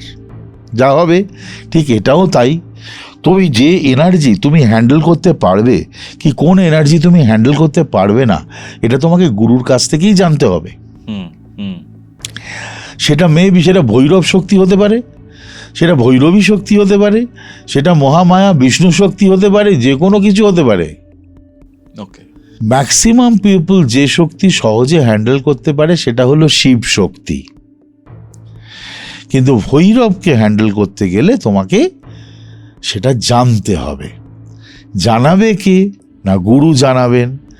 তুমি গুরু খুঁজতে রাজি নও, এবং অনেকের আবার এরকম ভাবনা আছে, দীক্ষা টিক্ষাতে আমি খুব একটা বিশ্বাস করি না, কিন্তু আমি এই মন্ত্রোচ্চারণ টারণ করি, ঠিক আছে, খুব ভালো কথা। অনেকেই প্রচণ্ড ট্যালেন্টেড হতেই পারেন, কারোর প্রতিভা সাংঘাতিক হতেই পারে, আমার সে নিয়ে কোনো বক্তব্য নেই, কিন্তু বিষয়টা একটা ছোট্ট জিনিস দিয়ে আমি তোমায় বললে বুঝবে। ধরো এইরকম প্র্যাকটিস মাঝে মাঝে অনেকেই করতে থাকেন। শাস্ত্র বলছে গুরুর পরামর্শ ছাড়া এটা করবে না, তাহলে এটা কখনো কখনো তোমার হার্ম করতে পারে। তুমি দেখছো এপাশ ওপাশ ডান দিক, কই তোমার তো হার্ম হয়নি। আরও তো আমি অমুক দাদাকে অমুক কাকাকে দেখেছি, তিনিও করেন, তিনি তো এইসব দীক্ষা টিক্ষা নিয়ে শোনেননি, তারও তো হার্ম হয়নি। একদম ঠিক কথা। হার্মের রেশিও হয়তো 5 to 12%। আচ্ছা, তাহলে 100 জনের মধ্যে দেখা যাচ্ছে 70-80 জনের কি 90 জনের কিছু হয়নি, এদিকেও হয়নি ওদিকেও হয়নি, হার্ম অন্তত হয়নি। 5-12% মানুষের হয়েছে কিছু না কিছু। এবার আমরা কোন রেশিওর মধ্যে পড়বো তা তো জানি না। ওকে, আমি 80-90% মধ্যে থাকবো, নাকি আমি 5-12% মধ্যে যাব, সেটা জানা নেই। তা আমি কেন ওই রিস্কটা নেব হঠাৎ করে? এটা তো একটা এডুকেশন। ওই এডুকেশনটা আমি গ্রহণ করতে পারবো কি না সেটা আমাকে তার কাছ থেকে জানতে হবে, যিনি এই এডুকেশনটা দিতে পারেন। আমাকে সেটার জন্য অপেক্ষা করতে হবে বা বুঝতে হবে তার কাছে গিয়ে। আমরা সেটা অনেকেই হয়তো সেটার ধৈর্য থাকে না বা করতে পারি না। তবে আমি সবসময় বলবো গুরু পরামর্শ ছাড়া করবেন না। করলে অনেক রকম অসুবিধে আছে, আর অনেক রকম অসুবিধে আমি চোখে দেখেছি। আর সেই অসুবিধাগুলো থেকে গুরু ছাড়া কেউ বাঁচাতেও পারবে না। না, এই ধরনের অসুবিধা হঠাৎ করে কিছু একটা করতে শুরু করে দিলাম, সেটা অসুবিধা তৈরি করতেই পারে। এই তৈরি করাটা হচ্ছে না ভালো, বাই চান্স আমরা কখনো চাইবো না যে কোনো অবস্থায় কোনো অসুবিধে তৈরি হোক কারোর। সেটার থেকে নিজেকে সাবধান বা বিরত রাখা প্রত্যেকের কর্তব্য। তাই এই অ্যাওয়ারনেসের জন্য এই কথাটা বললাম। কেউ তার ইচ্ছে যা ইচ্ছেই করতে পারেন, কিন্তু তিনি তার নিজের কথা, তার পরিবারের কথা ভাবুন, ভেবে করুন যে সেটা করাটা যুক্তিযুক্ত হবে কিনা বা কোনো উপযুক্ত কারোর পরামর্শ নেওয়া হবে কিনা। ঠিক আছে, ইদানিংকালে তো ধরো এই ভৈরব দীক্ষা বা মহাবিদ্যা বা যাই হোক, তার যে পুরো রিচুয়াল সবসময় সবাই যে মনে করে মানে একদম মেপে মেপে সেইটা মেনটেন করে যে দীক্ষা কর্ম চলছে, ঠিক ওরকমটা তো নয়। আর এই যে আমি যে প্রশ্নটা করেছিলাম ভৈরব সাধনার পর বা অনলাইনে দেখে এই যে রিচুয়ালসটা স্টার্ট করলো, সেটার পরে অনেক ধরনের প্রবলেমেটিক ব্যাপার স্যাপার ঘটছে, সেটা এই 5-12% যাদের প্রবলেম হতে পারে আমি সেই ক্যাটাগরিতে কনসিডার করছি। বাট এই যে ভৈরব সাধনা, আপনি অ্যাজ আ গুরু কাদেরকে সাজেস্ট করেন যে তুমি ভৈরব সাধনা করবে নাকি তুমি দেবী শক্তির সাধনা করবে? কারণ আপনি দুটোই করান আমি যা জানি। হ্যাঁ, গুরু পরম্পরা থেকে ওটা বোঝার চেষ্টা করতে হয় কে কোনটা হ্যান্ডেল করতে পারবে। এখনো পর্যন্ত ভৈরব সাধনা আমি হয়তো অনেককেই দিয়েছি, কিন্তু একদম ডিরেক্ট ভৈরব সাধনা পেয়েছে এইরকম আমার শিষ্য সংখ্যা হয়তো খুব ভুল না করলে বোধহয় 2 জন। এতজন শিষ্যের মধ্যে? হ্যাঁ, যারা 2 জন ডিরেক্ট ভৈরব সাধনা পেয়েছে, কিন্তু ম্যাক্সিমাম সময় সেটা হয়নি। সে অন্যান্য সাধনাতে নিজেকে আগে তৈরি করেছে, তারপর সে ভৈরব সাধনায় এসছে। ঠিক আছে, এবার ওইরকম হঠকারিতা করলে এই ধরনের সাধনার ক্ষেত্রে অসুবিধা তৈরি হতে পারে। আমি তো সেই অবস্থায় না আমার শিষ্যকে বা শিষ্যাকে ফেলবো, না আমি ওই রকম একটা অবস্থা তৈরি করব। বুঝতে পারছি। সর্বসময়তে যিনি সাধক বা সাধিকা তাকে এটা মনে রাখতে হবে যে আমি যে সাধনাটা করছি কেন? না, আমি একটা পজিশনে থাকবার জন্য, এবং আমি একটা সহজ সরল এবং একটা সুখময় জীবন লাভ করার জন্য। সুখময় জীবন মানে আমি কিন্তু সমৃদ্ধশালী জীবনের কথা বলছি না, যে অনেক ব্যাংক ব্যালেন্স, অনেকগুলো গাড়ি, অনেকগুলো টাকা, এই জন্য আমি সাধনা করছি, ঠিক ওরকমটা নয়।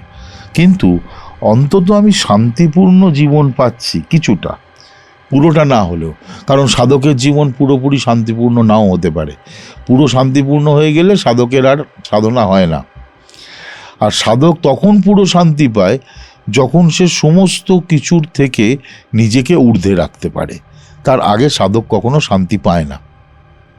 ওকে, ঠিক আছে, ভৈরব সাধনার ক্ষেত্রে এটা একটা খুব ইম্পর্টেন্ট ফ্যাক্টর। ও সাধককে ধীরে ধীরে, যদি ভৈরবের সাধক কেউ হন, সাধককে ধীরে ধীরে সে স্বাভাবিক যে আমাদের মেটেরিয়াল ওয়ার্ল্ড, তার থেকে সে ধীরে ধীরে তাকে আলাদা করবে।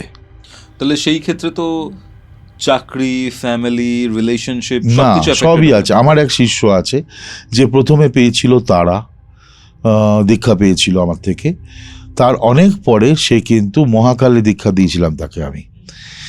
সেটা পাওয়ার পরেতে সে কিন্তু চাকরিতে তার প্রভূত উন্নতি, মানে সেটা ভাবার বাইরে। তার বাড়ি বড় হয়েছে, তার গাড়ি হয়েছে, ঠিক আছে, অনেক কিছুই হয়েছে। কিন্তু এটা তার সঙ্গে যারা রয়েছে তাদের জন্য ভীষণ আনন্দদায়ক। সে কিন্তু কর্তব্য কর্ম থেকে ভৈরবের সাধক, ইভিন অলসো মাতৃ সাধক, মানে আমি কোনো সাধককে ছোট করছি না, আমাকে মার্জনা করবেন, আমি ভৈরব বলছি বলে হয়তো বারবার ভৈরবের কথাটা এসে যাচ্ছে। তার সঙ্গে যারা রয়েছে, তার ফ্যামিলি, তার পরিবার, এরা প্রচণ্ড বেনিফিটেড। অবশ্যই তারা আনন্দে থাকছে, তাই না? এটা খুব ইম্পর্টেন্ট। পরিবারকে আনন্দে রাখতেই হবে, তার জন্য সাধক কখনো কর্তব্যে অবহেলা করবে না। সাধনা কখনো কর্তব্য থেকে পালিয়ে যেতে শেখায়নি। সাধনা কর্তব্যমুখী করবে সাধককে। কারণ গৃহী সাধকের অনেক ভূমিকা আছে। আমাদের শাস্ত্র গৃহী সাধককে, যেমন গৃহী সাধক শব্দটা বলেছে, একই সঙ্গে গৃহস্থাশ্রম বলা হয়েছে। গৃহ আশ্রম। তাহলে গৃহটাকে আশ্রম হিসেবে গণ্য করেছে কিন্তু আমাদের সাধনা, আমাদের সনাতনী শাস্ত্র। গৃহটাকে কিন্তু একটা অবহেলার জায়গা করে ভাবেনি, বুঝতে পারছি। গৃহটাকে আশ্রম ভেবেছে। এবং গৃহ আশ্রমে থেকে সাধক তৈরি হতে পারে, সেটা আমাদের শাস্ত্র দেখিয়েছে। এক্স্যাক্টলি। গাদা গাদা উদাহরণ তুমিও জানো, সবাই জানেন, যারা দেখছেন দর্শক বন্ধু সবাই জানেন। এবার গৃহ আশ্রমে থেকে কেউ যখন সাধক হবেন, সাধক কখনো কর্তব্য থেকে পলায়ন করে না। প্রপার সাধক যে আমি উদাস হয়ে পেছন ফিরে বসে থাকবো, এরকম সাধক এটা করে না। সাধক সেটা নিয়ে কোনো কিছুতে সে যদি অসুবিধে চলে তার সংসারে, তার ফ্যামিলিতে, সেটা নিয়ে সে দুঃখিত হয়। তা সে তার সাধনার যে ইষ্ট, যে ভৈরবী হন আর যিনি, তার কাছে সে কন্টিনিউয়াস প্রে করে যে যাতে তার গৃহে যারা রয়েছে, তার সঙ্গে যারা রয়েছে, তারা যেন সুখী থাকে, খুশি থাকে। তার মানে এই যে টোটাল ব্যাপারটা মহারাজ, সেটা হচ্ছে যারা প্রপার গাইডেন্স ছাড়া এর মধ্যে ইনভলভ হবে, ইনডিসিপ্লিন ফ্যাক্টর তৈরি হবে, ইনডিসিপ্লিন থাকবে, সেই ক্ষেত্রে অ্যাডভার্স এফেক্টটা আসবে। হ্যাঁ, সেটার সম্ভাবনা বেশি। তুমি একটা জিনিসকে যখন হ্যান্ডেল করো, তাই না, তখন কি হয়, তখন সেটা যদি তুমি জানকারি না থাকে সেটা হ্যান্ডেল করার, তাহলে তোমার পক্ষে তো অসুবিধে। ডেফিনেটলি। আপনি একটা জিনিস বলছিলেন, খুব ইন্টারেস্টিং লেগেছিল, সেটা হচ্ছে আপনার নিজের ভৈরব সাধনা করতে গিয়ে একটা এক্সপিরিয়েন্স হয়েছিল। এই এক্সপিরিয়েন্সটা খুব ইন্টারেস্টিং, সেটা আমি জানতে চাই। মহাকাল সাধনার ক্ষেত্রে একটা পুনশ্চরণের অংশ আমি তোমাকে একটুখানি বলি, তাহলে যতটুকু বলা সম্ভব নিশ্চয়ই বলবো, ঠিক আছে? সেটা হচ্ছে যে ওটা একদম পাহাড়িতে হয়েছিল, মানে ওই সাধনার অংশটা ঠান্ডার জায়গা,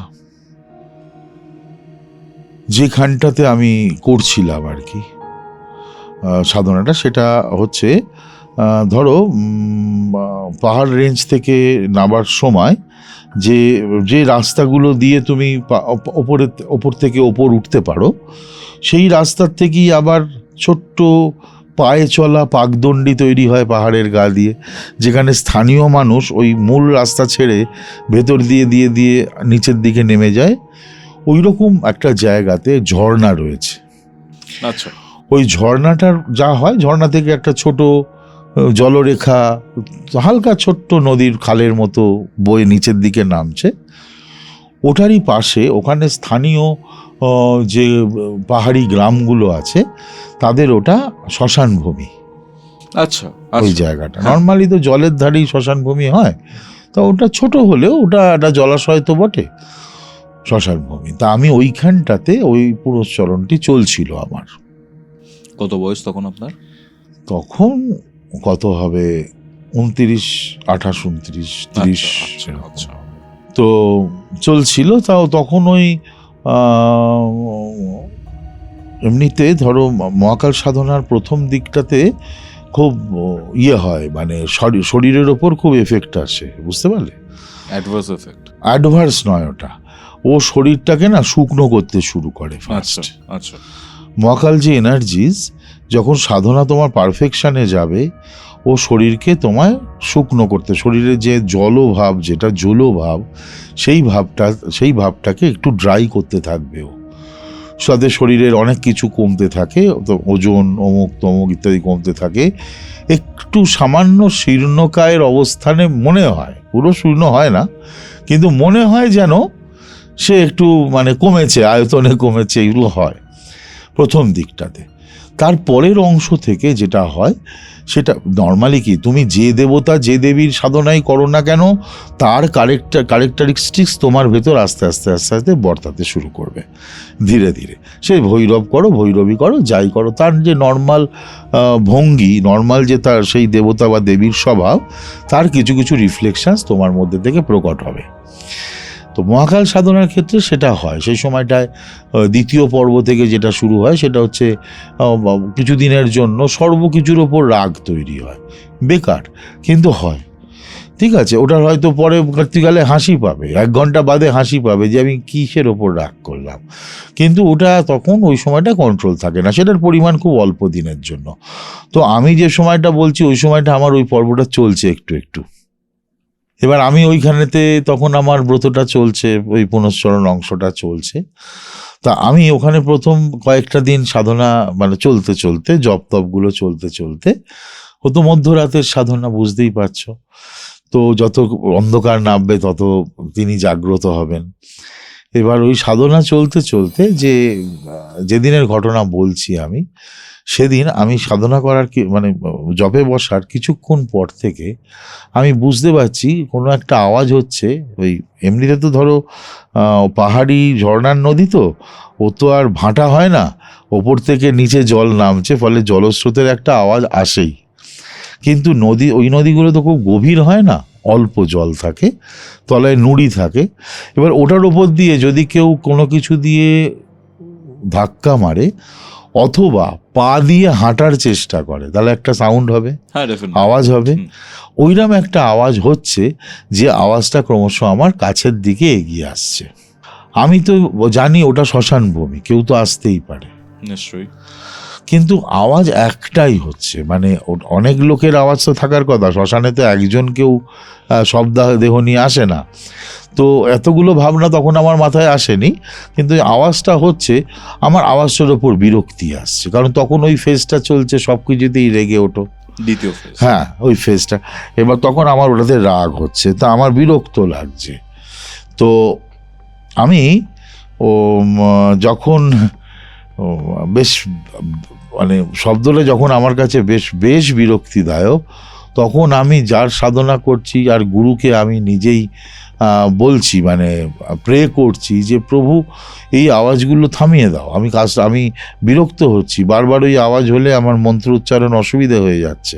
কয়েকটা সেকেন্ড গেছে, একটা ভয়েস একটু দূর থেকে, ডিস্টেন্স থেকে, খুব হালকা কিন্তু কানে তার তীব্রতা আছে, হিন্দিতে, যেটি কয়েক মানে ঝড়ের মতো তীব্র স্বরে বলছে, আমি এখান থেকেই ফিরে যাব কি?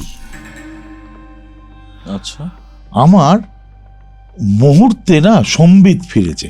আমি মুহূর্তে বলেছি না, আর কোনো শব্দ নেই। ওই দিন আমি যখন ফিরে, খুব মন খারাপ হয়ে গেছে। আমি ঠিক বুঝতে পারছি না কে আসতে চাইছিলেন আর কে আমাকে এটা বললেন, সেটা আমার গুরু নাকি অন্য কেউ, আমি জানি না কে। আমি তো প্রায় একটু মন খারাপ করেই আমার জপ পর্ব শেষ করে ফিরে এবার যে ধর্মশালায় থেকেছি, এবার ওই থাকাটা তো মানে জানো তো পাহাড়ি ধর্মশালাগুলো কিরম হয়, ওই কম্বল পাতা থাকে খড় দিয়ে পর আর কি, তো ওই ডরমিটারির মতো আর কি ধরে নাও খানিকটা। তো আমি শুয়েছি, তা সারারাতির জায়গা থাকে, একটু ঠান্ডার জায়গা, ঘুম এসে যায় কিছুক্ষণ বাদে। তো আমি কিন্তু ঘুমের মধ্যে ওই কাউকে দেখছি না, অনেক আলোর প্রভাব, আর ওই আবার সেই শব্দ যে ওই চিন্তার কিছু নেই, অভয় বাণী আর কি, যে চিন্তার কিছু নেই, আমি আবারও যাব। ঠিক আছে, এখন এই আবারও যাবোটা কে এবং সে কবে আসবেন আমি জানি না, কিন্তু এটা ওই সময়ের ঘটনা আমি বললাম। অসাধারণ। অষ্টভৈরবের ব্যাপারটা তো পুরোটা জানলাম, কিন্তু এখানে একটা নাম আমি মিসিং পাচ্ছি, সেটা হচ্ছে কাল ভৈরব। কাল ভৈরব কি এই অষ্টভৈরবের মধ্যে পড়েন না? না, কাল ভৈরব তো একটা কমপ্লিট শক্তি, সমস্ত ভৈরব শক্তির প্রধান অবস্থান। অ্যাকচুয়ালি একটা টাইম লাইন ধর, একটা টাইমের মহাকাল যখন আমরা বলছি, তখন সেটা তিনি সময়ের ওপরে থাকেন, সময়ের ঊর্ধ্বে বিরাজ করেন। আচ্ছা, কাল ভৈরব যিনি ধ্বংস করেন, আচ্ছা, ডেস্ট্রয়ার। ঠিক আছে, অনেক কিছু গতি, সময়ের অনেক কিছু অবস্থানকে তিনি ধ্বংস করেন। এবার ধ্বংস মানেই কাল ভৈরবের ব্যাপারে সবাই ভাবে বোধহয় উনি চিবিয়ে খেয়ে ফেলেন, তা কিন্তু নয়। ধ্বংস অনেক কিছু করেন, কারণ আমাদের ভেতরে অজস্র অসুর শক্তি আছে যেগুলো আমাদেরকে বিপথে চালিত করে। বিভিন্ন রকমের খারাপ অনুষঙ্গ আমরা নিজেরা আহ্বান করে ফেলি আমাদের ভেতর থেকে। আচ্ছা, তো এই অবস্থাগুলোকে কালভৈরব তার ধ্বংসমুখী অবস্থান আর কি, ঠিক আছে। এবার দেখো কালভৈরবের না আরেকটা ছোট্ট সিগনিফিকেন্স আছে। এই গল্পটা সবাই জানে যে ব্রহ্মার এক সময় 5 মাথা ছিল, তিনি বিষ্ণুর সঙ্গে তর্ক জুড়ে দিয়েছিলেন যে তিনি শ্রেষ্ঠ না মহাদেব শ্রেষ্ঠ, এই সমস্ত ইত্যাদি ঝামেলা নিয়ে। এবার এই সময়তে মহাদেবকে আবির্ভূত হতে হয়েছিল, কারণ চতুর্বেদকে ডাকা হয়েছিল, তারাও বলেছিল না উনি শ্রেষ্ঠ, শ্রেষ্ঠত্বের বিচারে মারামারি। মহাদেবকে এসে মহাদেব কি করেছিলেন না কালভৈরব তার অংশ বিশেষ তৈরি করেছিলেন, অ্যাক্টিভ পার্ট।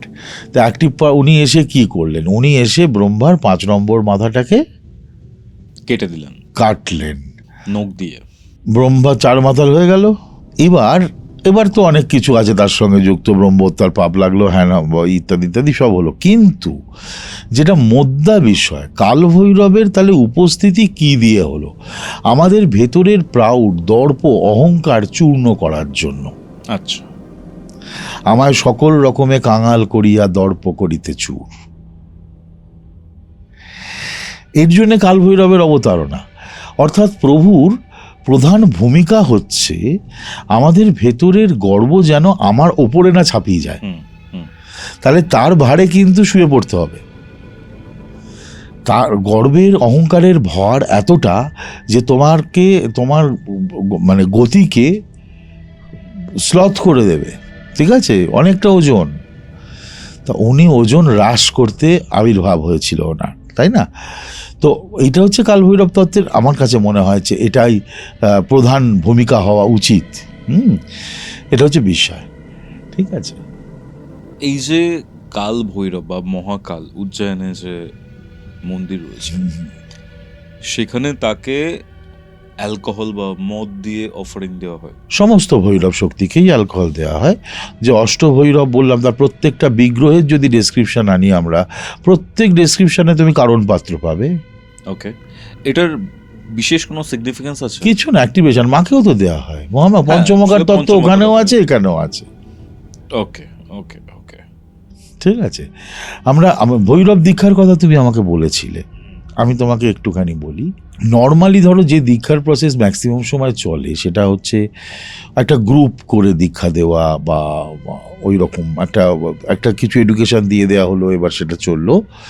কিন্তু নর্মালি তন্ত্রে এখনও আমি মেনটেন করার চেষ্টা করি যে ওই সামনাসামনি, হ্যাঁ সামনাসামনি গুরু শিষ্য পরম্পরা যাতে মেনটেন হয়, সেটা সামনাসামনি তাকে আমি দিলাম কিছু, অনেক রকম প্র্যাকটিস দিতে হয়। এক পুরো তন্ত্র সাধনাটা শেখবার জন্য অনেক কিছু প্র্যাকটিস দিতে হয়। তাকে কিছুটা ক্রিয়াযোগের প্র্যাকটিস থাকে, কিছু মন্ত্রযোগের প্র্যাকটিস থাকে, হঠযোগের কিছু প্র্যাকটিস থাকে, আরও অনেক কিছু আছে।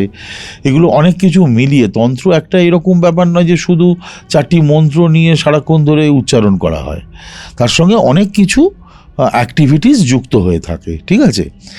তো এই সমস্তগুলোকে আমি সামনাসামনিই শেখাই এবং তাকে নির্দিষ্ট টাইম দেওয়া হয়, সেই টাইমের পরে এসে সে প্র্যাকটিসটা দেখায়, সেটার কারেকশানস করানো হয়। তারপর নির্দিষ্ট দিনে অভিষেক পর্বগুলো হয়, বারবার শাক্তাভিষেক হয়, কারোর ক্ষেত্রে রুদ্রাভিষেক চলে, ঠিক আছে, এগুলো চলে প্রত্যেকটা। সেটা যে তন্ত্রে তো বহু রকমের সাধনার বিন্যাস আছে প্রত্যেকটা ক্ষেত্রে। এখন আমি অ্যাটলিস্ট এখনও পর্যন্ত চেষ্টা করছি যে যাতে কেউ মানে সামনাসামনি আমার কাছে পায়। অনেকে যারা দূরে থাকেন, অনেক বিদেশে আছেন যারা দীক্ষা নিয়েছেন, তাদের প্রাথমিক ক্ষেত্রে তাদের অনলাইনেই দীক্ষা পালন হয়েছে। এখন তো সবাইকেই ওই ডিজিটাল ওয়ার্ল্ডের সাহায্য নিতে হচ্ছে, আমাকেও নিতে হয়। কিন্তু একটা সময় তাকে আসতেই হয়, তার বাকি কিছু অংশকে মানে সামনাসামনি একবার পৌঁছতে হয়ই আর কি। ওইটাকে এড়িয়ে যাওয়ার কোনো মানে হয় না, কারণ ওটা না হলে ঠিক সাধনাটা করতে অসুবিধা হবে, ঠিক আছে। দীক্ষাকরণ অনলাইনে হয়ে যায়, ঠিক আছে, তার প্র্যাকটিস পর্ব চালু হয়ে যায়, কিন্তু অনেক কিছু বিষয় থাকে যেটা গুরু সমীপে না এলে পর ওই বিষয়টা না গুরু তাকে ঠিক মতো ব্যবস্থা করতে পারেন, না সে ওটাকে ঠিক মতো আয়ত্ত করতে পারে।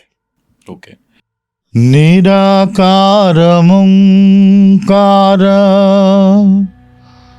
মূলং তুরীয়ম গিরাজ্ঞান গোপীতং মহেশম करालं महाकाल कालं कृपालुं गुणागार संसार पारं भजेहम। जय गुरु, जय गुरु, जय काल भैरव, जय गुरु। এটাই ছিল আজকের এপিসোড। আজকের এই এপিসোড আপনাদের কেমন লাগলো কমেন্ট করে জানাবেন। ভিডিওটা ভালো লাগলে অবশ্যই লাইক করে শেয়ার করে দেবেন। কোথা থেকে দেখলেন আজকের এই এপিসোড সেটাও কিন্তু কমেন্ট করে জানাতে ভুলবেন না। দেখা হচ্ছে পরবর্তী এপিসোডে। ততক্ষণ অবধি কৌস্তবের আড্ডার এরকম আরও 2টি এপিসোড দেখতে শুনতে আপনার মোবাইল স্ক্রিনে আসা ডান দিকের অথবা বাঁ দিকের বক্সে ক্লিক করুন।